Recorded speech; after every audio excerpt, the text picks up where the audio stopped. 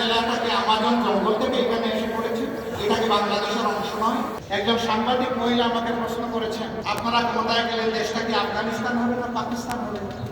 আমি বললাম ইনশাআল্লাহ বাংলাদেশ হবে, ভালো বাংলাদেশ হবে। আপনাদের প্রিয় নেতা বলেছেন দুইটা যৌক্তিক কথা। একটা এয়ারপোর্ট সেই ব্রিটিশ আমল থেকে, এখানে তখন বিশ্বযুদ্ধের জন্য ঘাঁটি বেড়া হয়েছে। এইরকম ঘাঁটি বেড়া সবগুলোই কিন্তু এয়ারপোর্ট হয়ে গেছে দুটো ছাড়া, একটা কুমিল্লা আর একটা শমশাননগর। ততটা জরুরি নয় আরেকটা এয়ারপোর্ট করা, কারণ সিলেট একটা এয়ারপোর্ট আছে, কিন্তু কুমিল্লা তো অনেকগুলো জেলার কেন্দ্রস্থল। এটা খুবই যৌক্তিক দাবি, এই দাবি আমরা শতভাগ সমর্থন করি। প্রধান উপদেষ্টার নেতৃত্বে বর্তমান সরকার বিভাগ, আপনারা বিভাগ পাইলেন না, আপনাদের কপালের দোষ। আপনাদের জেলার নাম কুমিল্লা। কুমিল্লা জেলাটাকে আমাজন জঙ্গল থেকে এখানে এসে পড়েছে, এটা কি বাংলাদেশের অংশ নয়? মহান স্বাধীনতা যুদ্ধে 24-এর যুদ্ধে কুমিল্লার কি কোনো ভূমিকা নেই? যদি কুমিল্লার ভূমিকা কুমিল্লা নামেই রাখার সুযোগ থাকে, আজকে কুমিল্লার নামে বিভাগ দিতে অসুবিধা কোথায়? শেখ মুজিবুর রহমান সাহেব দুনিয়া থেকে বিদায় নিয়েছেন, তার সুকীর্তি অথবা তার অন্য কিছু, সেটার মূল্যায়ন জনগণ করেছে, করতে থাকবে। কিন্তু আপনি ওই জায়গায় জেদ ধরে আপনি কুমিল্লা বিভাগ দিবেন না, একটা জেলাকে তার নাম ধরে অপমানিত করবেন, আপনি বাংলাদেশের প্রধানমন্ত্রী হতে পারেন না। একটা এলাকার লোকদের উপর নিঃসন্দেহে এটি একটি জুলুম, অনেকগুলো জুলুমের মধ্যে এটা একটা জুলুম।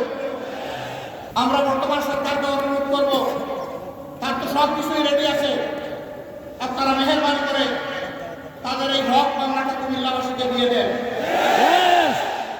নামের জন্য কুমিল্লাবাসী যুদ্ধ করে নাই, বলে নাই সুরমা নদীর নামে করেন, কুশিয়ারের নামে করেন, তিতাসের নামে করেন, এটার নামে করেন, ওটার নামে করেন। কুমিল্লাবাসী এটা বলেন নাই, কুমিল্লাবাসী বলেছে আমাদের নামেই, আমাদের পরিচয়, আমাদের বিভাগটা দিয়ে দেন।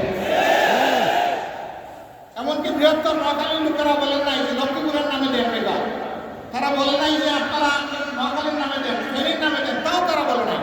তাহলে তারা যদি কেউ না বলে কুমিল্লার নামে বিভাগ হবে না কেন? বিভাগ হওয়া উচিত।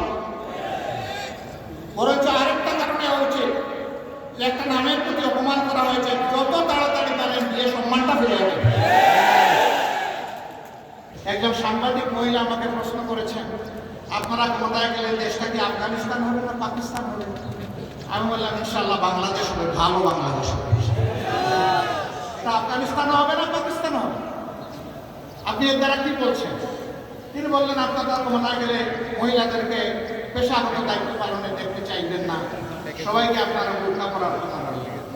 আমি বললাম মহিলারা তাদের যোগ্যতার প্রমাণ দিবেন, পেশাগত দক্ষতার প্রমাণ দিবেন, দুইটা ভালো জিনিস সাথে পাবেন। একটা হচ্ছে মর্যাদা, আর একটা হচ্ছে নিরাপত্তা।